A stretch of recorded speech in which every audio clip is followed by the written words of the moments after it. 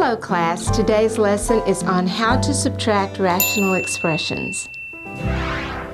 The process of subtracting rational expressions is similar to that of adding in that you need a common denominator. Let's look at this example. We have 2x minus 3 over x squared plus 3x minus 4 minus x minus 7 over x squared plus 3x minus 4. We see that we have a common denominator, so we can combine the numerators. We have 2x minus 3, but not just minus x minus 7, it's minus the entire expression. That's where most students make their mistake. So now let's combine like terms.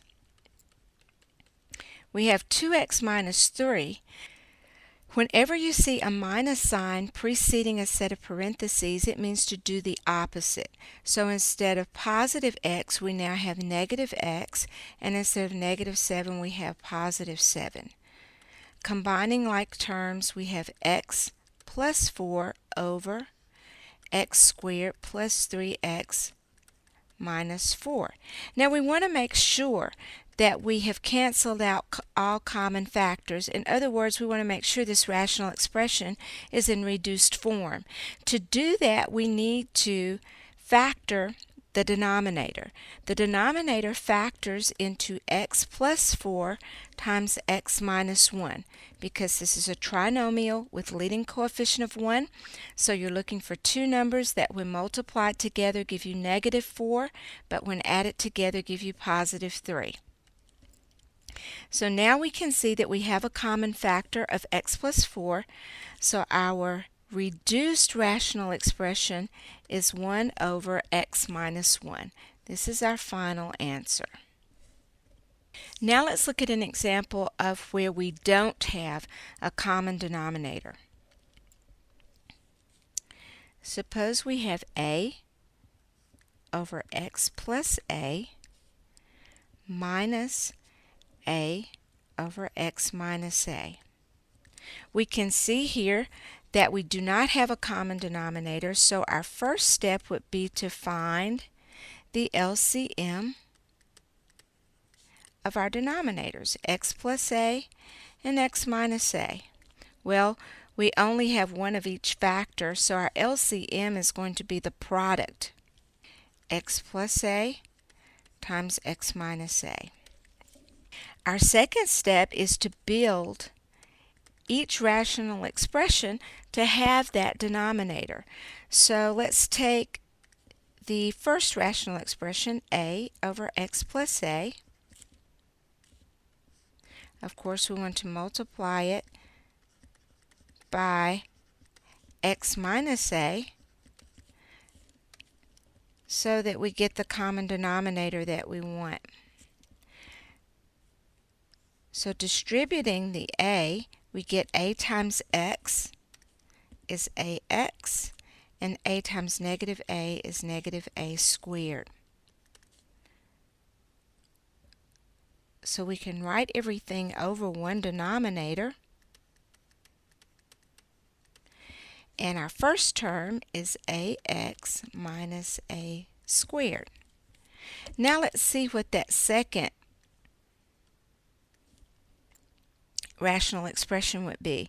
We have a over x minus a, and we can look and see that we need to multiply it by x plus a to get the common denominator that we want. Making sure to use the distributive property, our numerator ends up being ax plus a squared. So now let's look at this. Remember, we have a minus. So it's minus the entire expression of ax plus a squared. Well, what is that? Let's simplify. We still are writing everything over our one denominator, x plus a over x minus a. We have ax minus a squared. And instead of this being a positive ax, it's a negative ax. And instead of this being a positive a squared, it's a negative a squared. So if we look, the ax's cancel, and we end up with negative a squared, and negative a squared is negative 2a squared over x plus a times x minus a. This is our final answer. Notice there's nothing we can factor there. Our last example for today on subtracting rational expressions, we have 2 times x minus 1 over 2x minus 3 minus 3 times x plus 2 over 2x minus 3 minus x minus 1 over 3 minus 2x. Now, if you notice, the first two rational expressions have a common denominator.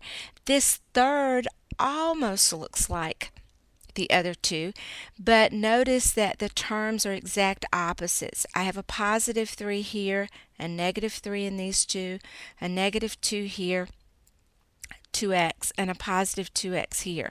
So I can factor out a negative 1, and while I'm doing that, I can go ahead and distribute here. And I can write these over 2x minus 3 because these have the same denominator. So 2 times x is 2x, 2 times negative 1 is negative 2, minus this entire expression.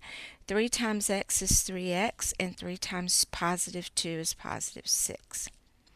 Now, in order to make this third denominator look like the other two, I can factor out a negative 1. And that gives me 2x minus 3. Remember, factoring out a negative 1 only works when the terms are the exact opposite.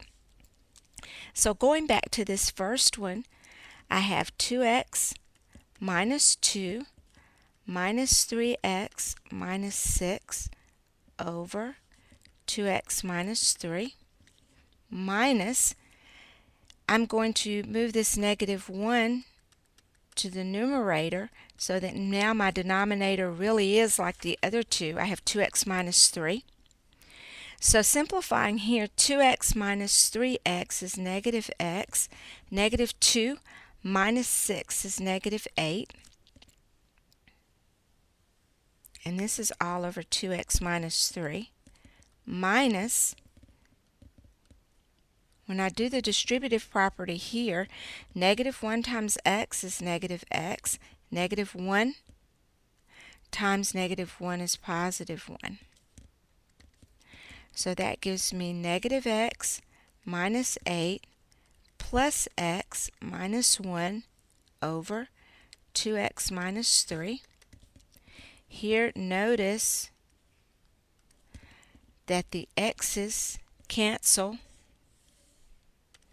and we're left with negative 8 plus negative 1 is negative 9 over 2x minus 3. On a problem like this, it's very important to go step by step and make sure you take note of your minus signs, and you subtract the entire expression. Remember, in order to learn math, you've got to do math. You've got this. Class dismissed.